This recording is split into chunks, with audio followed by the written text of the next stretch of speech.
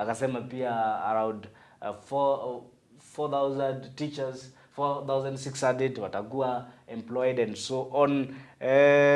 Your thoughts Bwana Joel kuhusu the speech ya rais kuhusu mwelekeo wa hii taifa? Asante sana Bwana Kabwe. Majina yangu ni Joel Mirao. Vijana katika chama cha Jubilee tuko pamoja. Jana rais tulimsikiza vyema, japo amekuwa mtu wa majonzi sana katika kila hotuba yake, mahali ataenda utapata ametoa machozi, but kulingana na vile amefanya kule Wajir, tutampongeza. Hapo amejaribu, hapo amesaidia wale walimu wa Wajir, wale wakaaji wa huko, kuwajengea hiyo stadium, kwa hiyo Northern Corridor. Amejaribu, ni jambo la kumpongeza hapo, kwa kuwa hata kama amekuwa na vitu mingi ambazo sisi wa Kenya hatupendi, hilo alijaribu. Joa Mutai, speech ya rais, your thoughts? My thought, first and foremost, let me wish the people of Meru Kanantu bara bonde batutegerete happy Madaraka Day kinya getera ni tukurukitara ndukwe muno ndutandira bona bonde. Speech ya rais, maendeleo mantujege stadium stadium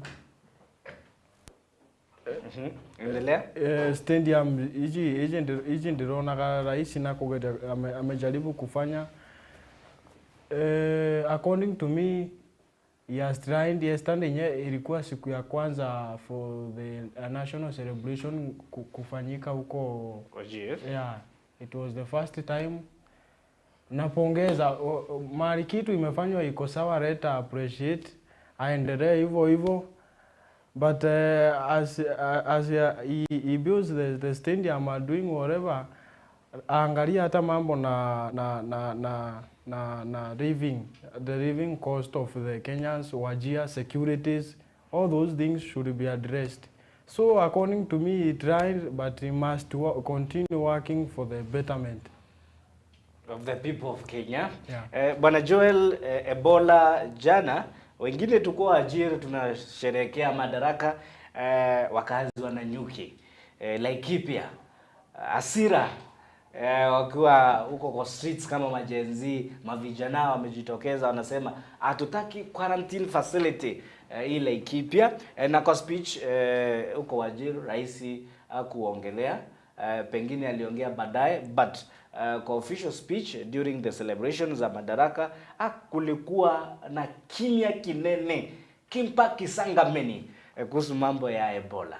Kweli. Jana kumekuwa na hiyo maandamano kule Laikipia, kule Nanyuki, wakaenda pale Laikipia Airbase. Rais hakuongelelea hilo jambo wakati wa hotuba yake kule, lakini baada alipokuja kukutana na hizo media house ya ile walikuwa wameita Northern Eastern Round Table, hapo ndio nilisikia kidogo alisema kwamba yeye mwenyewe amekubali, Bwana Trump alimueleza kwamba ni vizuri wapate kituo cha kudhibiti Ebola huku Kenya. Yeye rais mwenyewe akasema kwenye hiyo hotuba kwamba ni yeye alimkubalia kwa sababu ambayo alisema kwamba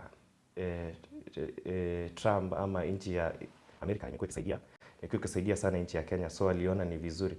Lakini kwangu mimi nilikuwa naona kwamba bwana rais hapo kidogo hakufanya vyema, kwa sababu yule mtu ambaye anapaswa kuwa analinda maisha ya Mkenya, yule ambaye tunamtegemea ili aweze kutuepusha na mambo mengi, ni securities, ana hizo magonjwa, ni yule mtu ambaye hanakubali. Hata kama angetaka kama alitaka kusaidia, mbona nchi zingine za Afrika, mbona ni Kenya ilichaguliwa peke yake? Ni jambo ambalo linashangaza sana kwamba rais anakubali wananchi wake wakuwe exposed to such a deadly disease. Na mtu ambaye anasema kwamba ati wacha rais alete Ebola Kenya, ni mtu ambaye hajaelewa Ebola ni kwamba hajai kutana nacho. It's actually a very serious disease, and it wasn't good for the president to agree with such. He should protect our life. He should always put us first. Lakini tunapata billions of money from US. Sure. Mahali makosa kidogo ilitokea ni hapo kwa pesa sasa, kwa sababu he was given some good amount of money for the preparedness of those facilities. Lakini sasa hata kama ni pesa ameweka, ukiweka pesa mbele, wananchi sisi tutaweka mbele na nani? So wananchi wa Nanyuki nataka kuwapongeza sana kwa kutokea na kukataa na mzidi kukataa, kwa sababu serikali yetu sasa inaanza kuonyesha kwamba pasipokuwa na maandamano, hiyo ndio lugha ambayo wanaelewa, ili kuweza kubadilisha chochote ambacho wananchi hawapendi. Kusipokuwa na maandamano litapitishwa.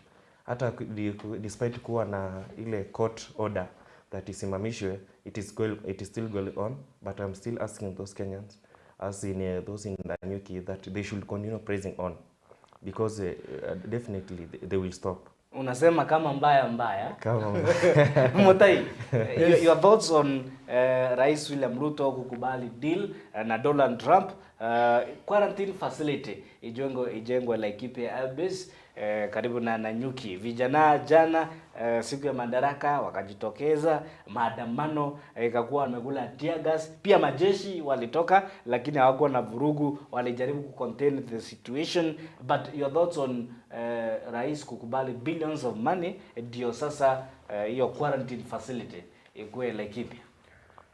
Kukubali hiyo quarantine facility ikuja Laikipia, it is not the issue. Unaweza kubali, but are we able, tuko na hiyo stability ya kucontain that Ebola disease? Kama tunashindwa hata na magonjwa kama cancer imeangamiza watu hapa Meru, even in this county of Meru watu wamesuffer because of this cancer.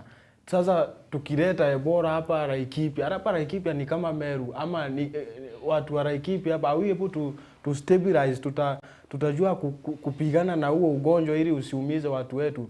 Hiyo ndio ilifanya watu wajitokeze. I think this government wangefanya hata a public participation, watueleze watafanya hivi na hivi, watakabiliana na hii ugonjwa hivi na hivi. Hauwezi kubali kuleta that facility here wakati watu kama US wameshindwa kudhibiti huo ugonjwa huku tuletea hapa Laikipia. I oppose it, and hiyo ndio uliona the people of Laikipia, they were afraid, wako na anga, they are fearing about their lives. So the government should be protecting the people, si kuleta kila kitu as the billions of money they can bring, but how are we going to protect our people here? Hii ugonjwa mmoja akishikwa na hii ugonjwa hapa itasambaa this county, tutakuwa na uwezo kweli wa kupigana? Kansa imeleta shinda. Sasa ndio maana unaona wa Kenya, they have that pain, they have that anger.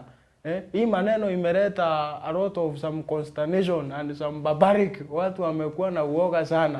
Na I want to support all those people of Laikipia who stood up yesterday. Hakuna kitu ilipatikana hivi kirahisi. Even the Madaraka we were enjoying yesterday, haikukuja kirahisi. People went and fight. So I want to appreciate the people of Laikipia for standing up. Na naomba Wakenya wote tusimame imara. Let us oppose this thing. Kama tumeshindwa kuleta a facility ya kudhibiti ugonjwa wa cancer, how are we going to allow another more than even the cancer here in Laikipia? So I congratulate the people of Laikipia, na waendelee hivyo. We cannot allow, we ought not to allow, and we shall not allow. Thank you.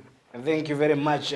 Nikukumbushe gumzo la majenzi, ndio unasikia sasa tunaongea kijenzi. Unajua majenzi ni wasomi, ni intellectuals. So leo Swahili English na mambo itakuwa sawa. Tuzingatie ama ufuatilie gumzo letu at Meru TV kwa mitandao ya kisasa, at Meru TV Kenya. Maoni yako ni yepi kuhusu now 63 years since independence? Ni wapi tuko kama a nation? Where are we going, and what is not working in Kenya? Joel, what is not working in Kenya? It's 63 years since independence, na bado tunaongea kuhusu health sector, tunaongea kuhusu elimu, vijana, colleges and universities wanasema new funding model is not working, wanaumia, my comrades wanasema hii nayo imeenda.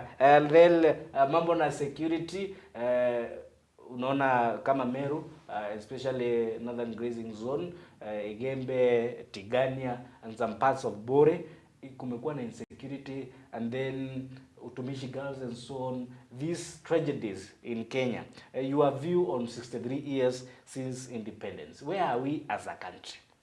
Thank you so much.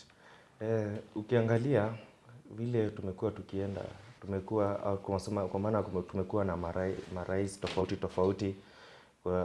tukianza sana sana na Mwai Kibaki, kwa sababu Mwai Kibaki alitutengenezea mfumo wa elimu ambao ni mzuri, ambao unasaidia kila Mkenya, kila mtoto wa Mkenya angeweza kuaccess elimu bila ugumu wowote. Lakini tunapoangalia kwamba tangu hii serikali iweze kuchukua serikali, tumekuwa na shida mingi kama hiyo kama sekta ya health, sekta ya health imekuwa na tashwishi mingi, kwa sababu wameondoa ile Linda Mama ambayo ilikuwa inasaidia ile NHIF. Imekuwa na mambo mingi ambayo inachanganya kidogo kabisa. Kama sasa tulivyoambiwa kwamba SHA ipo. SHA ni kweli imeletwa, lakini kulingana na ile extent inaweza saidia mtu aweze kujitibu, kujisaidia, inachanganya kidogo. Vile vile ukiangalia hapo kwa shule hizi campuses, colleges, hiyo mambo na help wanalalamika kweli, wanasema haipo, na ni kweli huo njia ambao walianza kupeana, na hata saizi ni kama hiyo ikiendelea ni kama itaisha. Vile vile ni tukienda school capitation. School capitation, unasikia juzi rais alipeana pesa kidogo sana, for the first time you have ever given to schools such a small capitation, small capitation fee. Ni jambo ambalo inashangaza, na sisi kama ukiangalia mahali popote ambapo nchi inadidimia, inaanzanga kwa kudidimia mahali kama elimu na mahali kama health. Hapo ndio mahali ambazo unapata kwamba zinaanza kupata tashwishi, ndio zinaanza kupata shida hapa pale. Na ndivyo hivyo mimi ndio ninaweza kuwaeleza kwamba mimi kama kijana wa Jubilee tunaweza tunaomba Wakenya kwamba iwe uchaguzi ambao unakuja, tuko na Dr. Fred Matiang'i.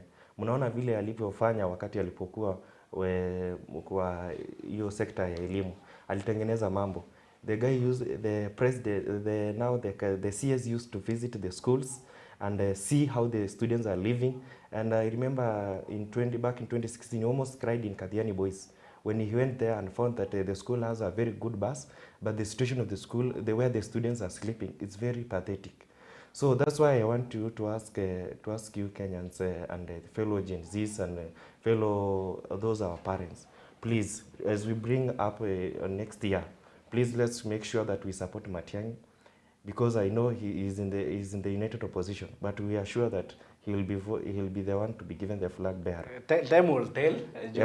Juu wengine pia wako katika kinyang'anyiro. Ni kweli kabisa. In the united opposition, and everyone is equally able to do the job, kina Kalonzo and so on. Lakini Bwana Mutai, yes.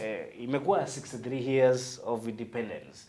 But mavijana sijui kuna wale wanasema hakunja kuwa na change, impact injakuwa felt, bado we are a poor country, we are struggling economically. Sijui kama unakubaliana nao ama uko na maoni tofauti kuhusu hii mwelekeo ya nchi even 63 years after sisi kupata hii uhuru.